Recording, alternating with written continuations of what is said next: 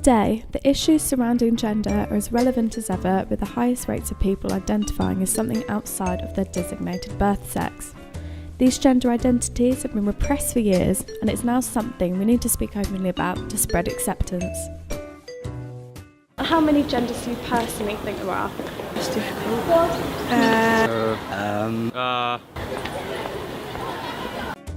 Majority of the public believe there to be 2 to 3 genders, third being transgender, and so I decided to seek out someone who identified as a 4th gender. My name is Aviv Gee. Okay, and how do you identify gender-wise? Well, I identify as a non-binary trans boy, so I feel largely masculine, but I don't quite feel comfortable entirely fitting into the gender, like the male gender as we know it and define it, but yeah. I'm effectively a boy, and because like non-binary stuff, a lot of people don't understand it. When I'm in public and people misgender me, I just say I'm a boy, because it's easier to explain. Yeah. So yeah, that's a kind of crash course in where I'm at. What is the difference between sex and gender? Well, I've actually been debated on this by my housemate, because we're both... I'm a medical student, he's a biochem student, and he thinks that biological sex, just for kind of purposes of population surveys, that it's defined by the ability to produce gametes. But gender, oh my goodness. Gender is just like a nonsensical shitpost. Gender, like I remember it was defined, I think, as the World Health Organization. It's a combination of kind of like psychological and social and cultural roles that we have built based around biological sex. Because in most cases, people like identify with the gender that's associated with the biological sex. Yeah. And it is very hard to define because it varies across culture and stuff. Yeah. But gender is just kind of a collection of ideas and so it is norms. A construct, really? Yeah, it is a construct, but it's biologically determined which arbitrary category you fall into. The idea of gender being a social construct has been largely debated and is a particularly hot topic with the controversial radical feminist Charmaine Greer. A great many women don't think that post-operative or even non-post-operative transsexual M to F transsexual people look like, sound like or behave like women, but they daren't say so. But just because they daren't say so doesn't mean that that person can't feel like that and feels more comfortable with themselves. Yeah, but so what? That's not my issue. Although not everyone can speak about issues about gender identity on a personal level, many people I spoke to discuss the importance of accepting yourself as you are. Who the person thinks they are, it's all down to them, their personality, you know. There's no rule on it, I don't think there shouldn't be a law on you should be and you shouldn't, you know what I mean? I'm a middle, I'm not one who's always wanting to dress up and fashion and sell myself to the world by what I look. I'll notice that my socks are inside out when I get later in the day. I think people should be treated the same. It doesn't matter what they believe in and what they, how they identify. Yeah. It's one of those things that I'm probably lucky enough that I don't have to think about on a daily basis. As I grew up, I just kind of assumed this feeling was just a part of me, and I was diagnosed with Asperger's syndrome in 2009. And so I assumed, it must be an autism thing, but as I continued to grow older, the feeling just kind of evolved and it became heavier. It became more of a sense of kind of depression and anxiety, and it became heavier and heavier. And looking back, I feel like I was crawling through a tunnel and the walls were closing in, and I eventually would have reached a dead end. It got to the point, it was at the end of my first term of uni, December of last year, and my self-esteem has never been very good. Mm-hmm. It got to the point where I was too shy and too ashamed of myself to ask important questions in clinic. And for the months running up to that point, I was thinking, am I just a very masculine woman, or am I something else? And I'd wanted to question my gender for years, but I was too scared to, because I was worried that, the little negative voice in your head, Mum was like, oh, you'll be a freak, do you want to be a freak? You're more of a freak than you already are, what will people say? It's not uncommon for children to experience a stage of gender dysmorphia, though around 85 to 90% of them accept their biological sex by late adolescence. But for those who are unable to find acceptance are likely to suffer from significantly damaged self-confidence and experience mental health conditions such as anxiety and depression. I managed to reach out to local LGBTQ activist Katy to speak to them about their journey with gender. Somebody did ask me once, so how many genders do you think there are, Katy? And I reflected and thought, about 7 billion. In other words, one for every human being on the planet. There have always been stronger women, there have always been weaker men, there have always been effeminate men, there's always been masculine women, and there have always been those who are fully half and half, or fully both and both. So you can understand why the average person in the street might go, of course there's only two genders. I want to say two, but yeah, two. But what they're really answering is two sexes. How would you describe being non-binary? I guess there's different ways of looking at it. For me, non-binary is a stage I've personally got to. I've got a complex backstory. I was designated female for the first 2 hours of my life when they couldn't work out my gender when I was born, and then lived as male, and then lived as female before even transitioning, and then transitioned, lived as female, but then also got very lazy. No, not just lazy. I just realised that I hated gender stereotypes even more, having lived as both male stereotypes, having to try to be more masculine than I was, and then trying to be more feminine than I really was. And then in the end I kind of abandoned all stereotypes and realised that neither fully fitted, and that identifying as neither male nor female actually worked better for me. There's an increasing number of people of both original birth sexes saying that they don't feel a need to transition to an opposite sex or gender, but to something in between, and that's a much more comfortable fit for them.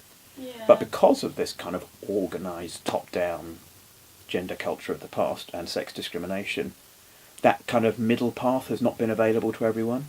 So now amongst teenagers transitioning, around a third are non-binary rather than switching from one sex to another. So I think that shows a direction of freedom amongst younger people to break out of the sex box. And I love that. I think that's brilliant, because it means they can be more human first and sexed or gendered second. In our Western society, both sexes have always had expected roles to fulfil. It wasn't until around the 60s that it was acceptable for women to work, and it wasn't until 1967 that men could legally be homosexuals.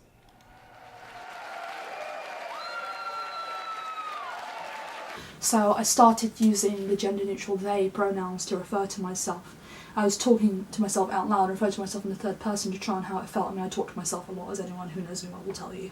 But when I tried on the they pronoun, I saw myself for the first time, and I felt this indescribable euphoria. It's the strongest euphoria I've ever felt. Stronger than when I aced my GCSEs, stronger than when I got into medical school even. I couldn't describe it.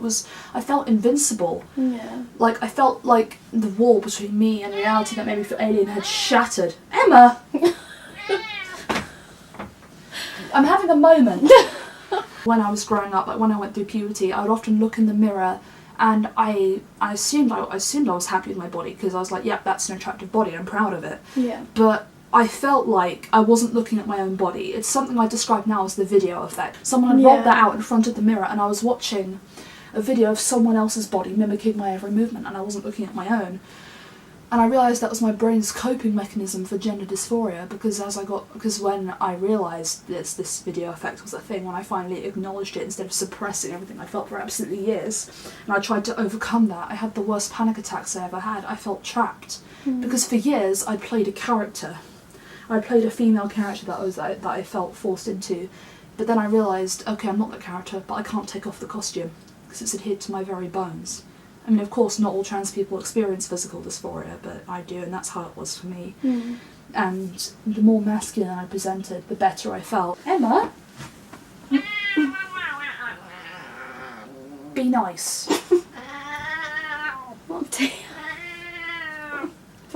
So sorry about this one, it's like having a toddler. Like now I'm pretty sure I want to go on hormone replacement, I'm pretty sure I want top surgery, but that's going to take a while because the referral, the waiting times to the gender clinic, it's a 2-year average waiting time for the one in Nottingham. The cost is, between £10,000 and £15,000. Do you get it on NHS? Or is it private? You get it on the NHS, but the wait is long. Yeah. And in fact, the wait was so long that the NHS paid for me to go private in the end. At exactly the same cost on the internal market as the food was better. I remember my sister once saying, or kind of describing me to her friends, my brother's going through a hippie phase. because of how I was dressing, and I was then painting my nails and all kinds of things and growing my hair out. And they used to say to her, no, Jess, your brother's trans. And she said, no, hippie face. And she said, no, we're friends with your brother on Facebook, he's trans. So sometimes the people closest to you can be the last to accept it. For families with a loved one coming out as being transgender, many parents have claimed it's like losing a child and gaining a new one. Having professional support for the whole family is always recommended to cope with the change. And that's why I like working and supporting trans youth, but I also work with parents and siblings of trans. I've got the patience and understanding to recognise that their learning curve can take a long time. The trans person has spent years internally repressed and then eventually coming out about it, and then suddenly it's the first thing the parent or the sibling knows about it. You can't expect them to catch up in an instant over something that you have spent 10 years probably thinking about before you came out about it. My dad makes quite a decent living, but my mum earns tuppence. Waiting list for the gender clinic is so long just to see someone. They're paying for me to have private psychotherapy, and that is expensive, but just the fact that they're willing to do that for me, even though they're financially strained sometimes. And even though it's hard and like waiting times are insane and you have to wait a while for certain things, it's important to have a good support network, and you must never be afraid to seek help.